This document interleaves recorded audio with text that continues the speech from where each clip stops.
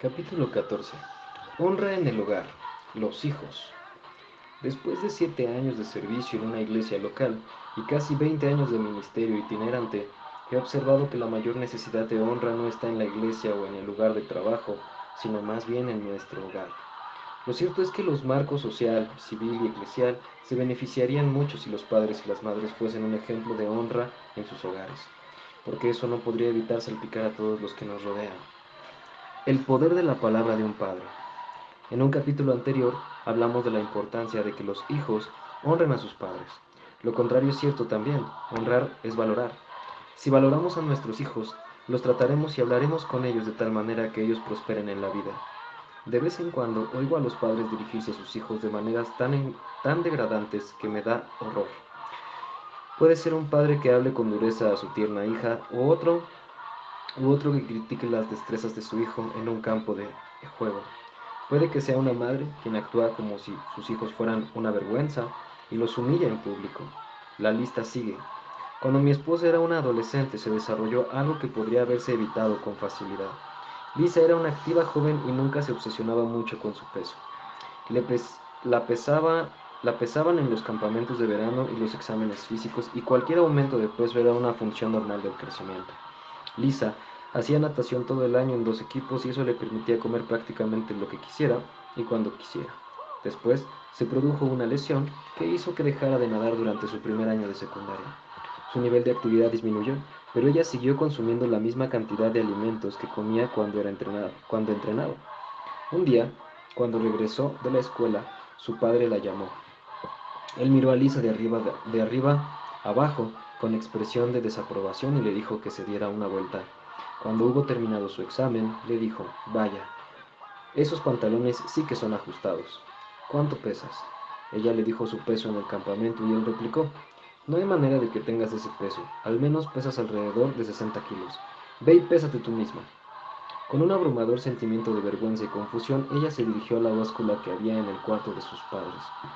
Lisa se sorprendió al descubrir que pesaba 64 kilos.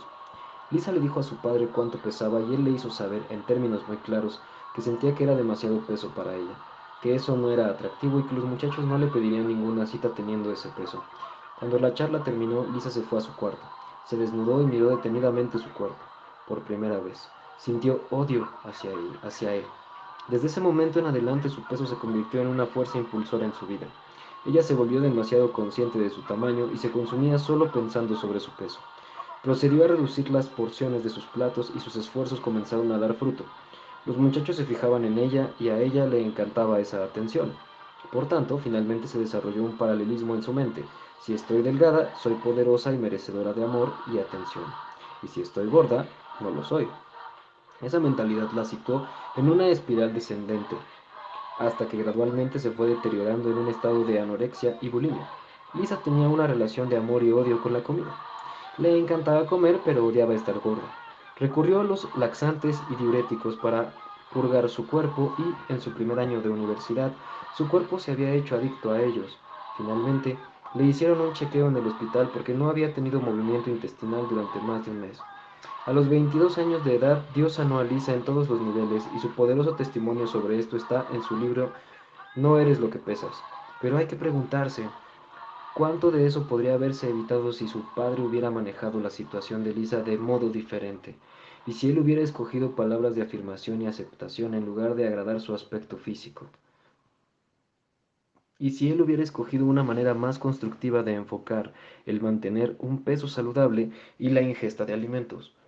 ¿Habría sido distinta la imagen que Lisa tenía de sí misma? Yo he visto pruebas de cómo funciona esto en nuestro matrimonio. Cuando me casé con Lisa, ella pesaba casi 53 kilos. Yo hice un objetivo de decirle constantemente que era hermosa y que su ropa le sentaba muy bien.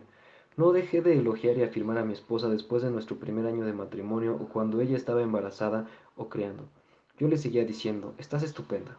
O si me hubieran dicho cuando tenía 20 años que mi esposa estaría tan bella después de tantos años de matrimonio, yo hubiera hecho una fiesta. Oh, vaya. Te ves mejor ahora que el día en que nos casamos, le decía. Todas esas palabras de verdad, porque es así como yo la veo. Creo que este es mi punto de ventaja porque constantemente busco maneras de edificar a Lisa. Como esposo suyo, esta es una de las responsabilidades que Dios me ha dado. Pablo desarrolla esto.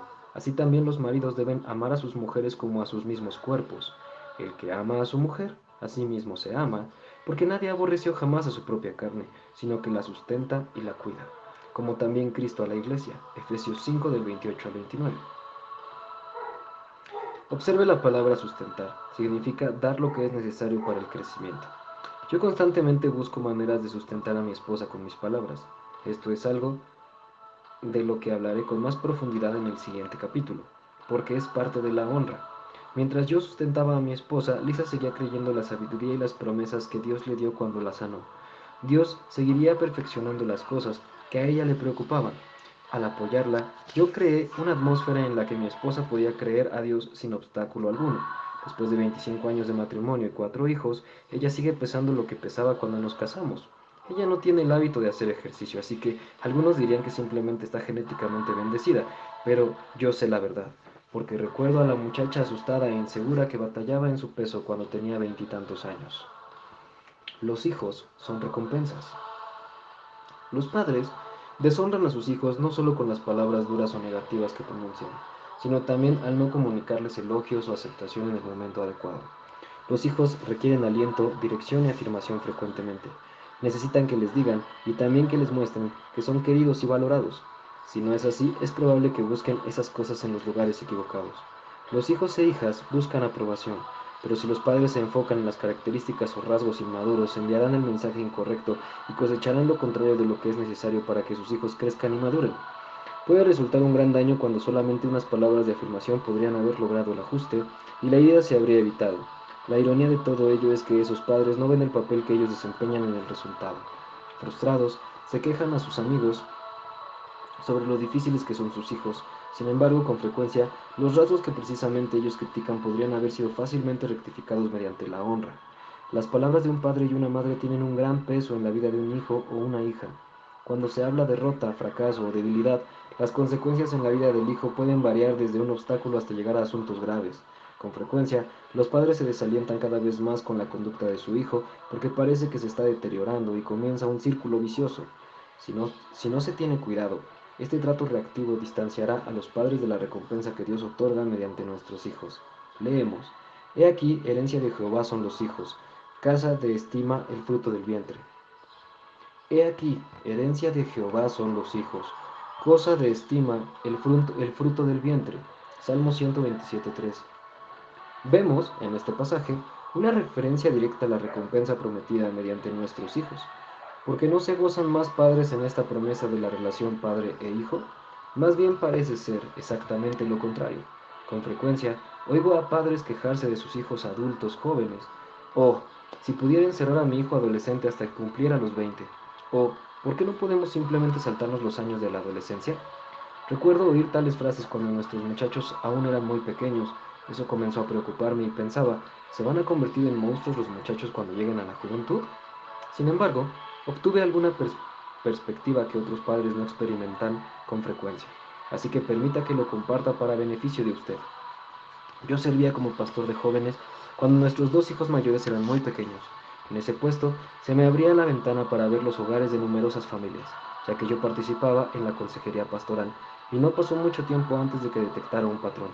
Descubrí que los padres que centraban sus energías en criticar la conducta negativa de sus hijos solamente veían empeorar a sus hijos. Sin embargo, cuando los padres declaraban las promesas de Dios sobre sus hijos, esos muchachos finalmente se convertían en aquello que se había declarado. A la luz de la segunda carta de Pablo a los Corintios, esto tiene mucho sentido. No mirando a nosotros las cosas que se ven, sino las que no se ven, pues las cosas que se ven son temporales, pero las que no se ven son eternas. 4:18. Las promesas de Dios se encuentran en la esfera de las verdades que no se ven bosquejadas en su inmutable palabra, las cuales deberían ser nuestro enfoque. Lisa y yo regularmente declaramos las promesas de Dios sobre nuestros hijos. Antes de que ellos aprendieran a hablar, declarábamos: y todos tus hijos serán enseñados por Jehová, y se multiplicará la paz de tus hijos. Isaías 54:13. Y que ellos eran nuestras flechas. Salmo 127:4. Nacidos para señales y maravillas. Isaías 8:18. Y otras maravillosas promesas que se encuentran en la palabra de Dios. Escogimos con cuidados sus nombres al investigar primero los significados, y luego oramos por la dirección de Dios. Queríamos declarar sobre ellos aquello en lo que se convertirían.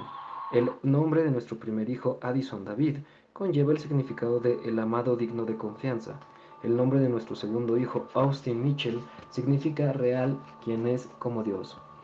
El del tercero, Joshua Alexander, conlleva el significado de Dios salva y defiende a la humanidad.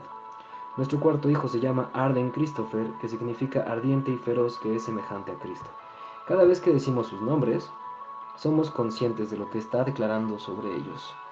Como sus padres, tenemos el privilegio y la autoridad, dados por Dios, de liberar bendición en la vida de ellos. Cada hijo está llegando a desarrollar la característica de su nombre, no porque nosotros meramente lo confesemos, sino porque creemos lo que hemos declarado. ¿Tuvimos oportunidades de creer que eran lo contrario a lo que nosotros declarábamos? Sería usted muy ingenuo si pensara que no.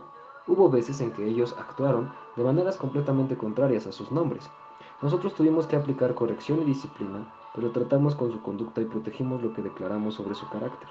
Como nota aparte, el conflicto piadoso es bueno, pero cuando atacamos el carácter, en lugar de tratar con la conducta, nuestros esfuerzos se vuelven dañinos. Una tragedia familiar. Observé otra lección de la vida cuando era pastor de jóvenes. La tragedia de no aplicar la disciplina necesaria, antes de hablar de aquello de lo que yo fui testigo personal. Permita que antes ponga un ejemplo de la escritura. El rey David tuvo muchos hijos de diferentes esposas. Nos centraremos en dos, el mayor, Amnón, y el tercero, Absalón. Amnón le hizo algo muy malo a su media hermana Tamar, que era hermana de Absalón, de padre y madre. Él fingió estar enfermo y pidió a su padre que le enviara a Tamar para servirle comida. Cuando ella llegó, él despidió a los sirvientes y la violó. Luego no quería ni verla y la echó de su recámara. Él había deshonrado a una real princesa virgen y destruyó su vida con vergüenza. Su hermano Absalón quedó ultrajado por la maldad de Amnón. Odiaba a su medio hermano por haber deshonrado a su hermana. Esperó en silencio, esperó en silencio. Seguramente el rey David ejecutaría disciplina y justicia sobre Amnón. Pasó el tiempo y el rey no hacía nada. Aunque no le agradó aquello, no emprendió acción alguna. Absalón quedó devastado. Llevó a su casa a su hermana Tamar y la sostuvo. Ella antes vestía los trajes reales reservados para las hijas vírgenes del rey, ahora vestía un manto de vergüenza. Una hermosa muchacha antes muy estimada por su pueblo vivía ahora una vida de aislamiento. ¿Quién querría casarse con ella cuando ya no era virgen? Era muy injusto. Su vida había terminado, mientras que el hombre que cometió aquella atrocidad seguía con su vida como si nada hubiera pasado. Ella llevaba el peso de todo ello mientras vagaba por la vida arrastrando los pies. Día tras día, Absalón veía a su triste hermana. El sueño de una princesa era entonces una pesadilla. Absalón esperó un año y su padre seguía sin hacer nada. Junto con su odio por Amnón, también echó raíz un resentimiento hacia su padre en el corazón de Absalón. Pasaron 2 años y su odio por Amnón se convirtió en pensamiento de asesinato, mientras Absalón maquinaba con cuidado cómo vengaría a su hermana. ¿Por qué no hacerlo él, cuando quienes tenían la autoridad apropiada escogían no hacer nada? Absalón hizo un banquete para todos los hijos de David, y cuando Amnón menos lo esperaba, Absalón le mató y huyó a Gesur.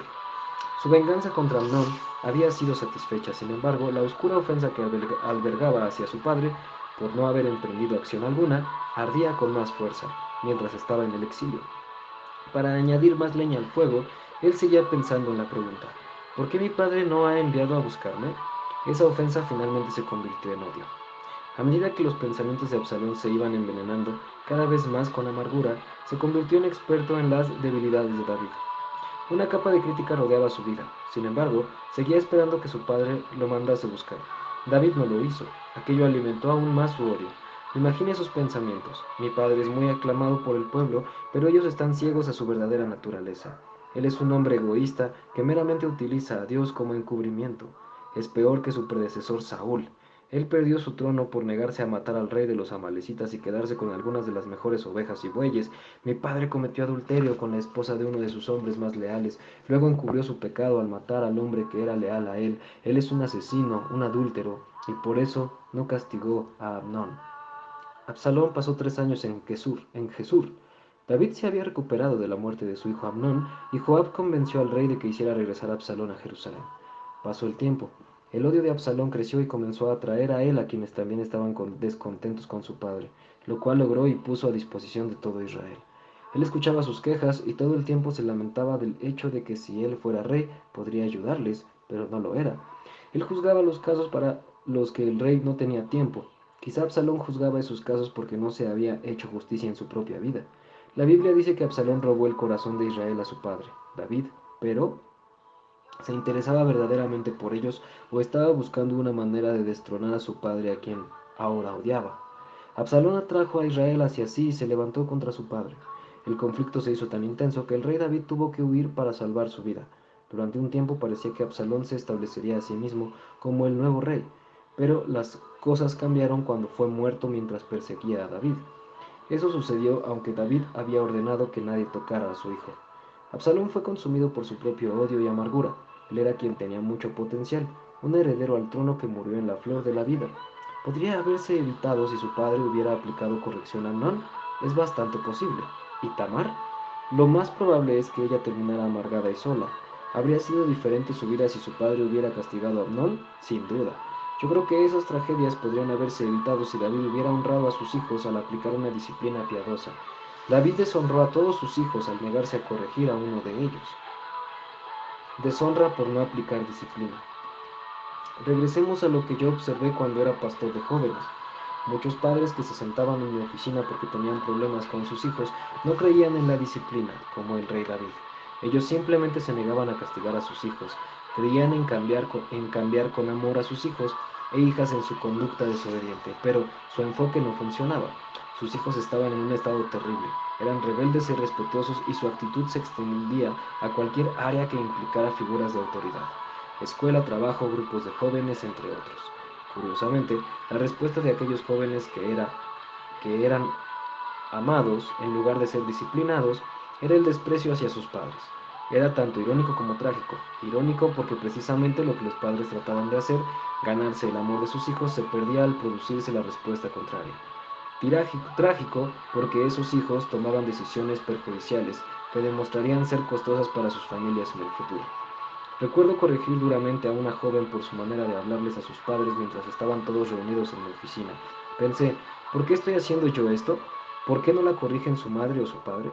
Ellos estaban comprometidos con su curso de acción de tratar de cambiar con amor a sus hijos para que no tuvieran una mala conducta, cuando la palabra de Dios dice que los padres que no disciplinan a sus hijos en realidad los odian. El que detiene el castigo a su hijo aborrece, mas el que lo ama desde temprano lo corrige. Proverbios 13:24. Yo observaba a esos jóvenes crecer con su vida hecha un desastre. Se metían en muchos problemas y dificultades que podrían haberse evitado si hubieran recibido una formación adecuada anteriormente. ¿Por qué? Porque la vara y la corrección dan sabiduría, mas el muchacho consentido avergonzará a su madre. Proverbios 29:15. ¿Por qué no escucharon aquellos padres el consejo de la palabra de Dios? Ellos creían que eran más sabios y en esencia deshonraron tanto a Dios como a sus hijos. El patrón era coherente cuando los padres no corregían a sus hijos terminaban despreciándolos. Por otro lado, cuando los padres eran demasiado duros y deshonraban a sus hijos tenían resentimiento contra sus padres. Con frecuencia estaban heridos en su alma, lo cual les causaba disfunciones de personalidad. Muchos batallaban con problemas de temor. Cuando nuestros hijos se portaban mal, nosotros descubrimos que la disciplina era más exitosa cuando se aplicaba con rapidez y precisión. Después se terminaba. No es sano guardar resentimiento. Poco tiempo después había risa y abrazos por todas partes. Cuando ellos son perdonados es como si eso no hubiera sucedido. Cuando Dios nos perdona, Él no recuerda más nuestros pecados. La disciplina es seguridad de que ellos aprenderán de sus errores. Sin embargo, no conlleva culpabilidad. Lisa particularmente honraba a nuestros hijos por el camino del sostén, el amor y el afecto. Yo era un defensor más fuerte de la disciplina piadosa regular.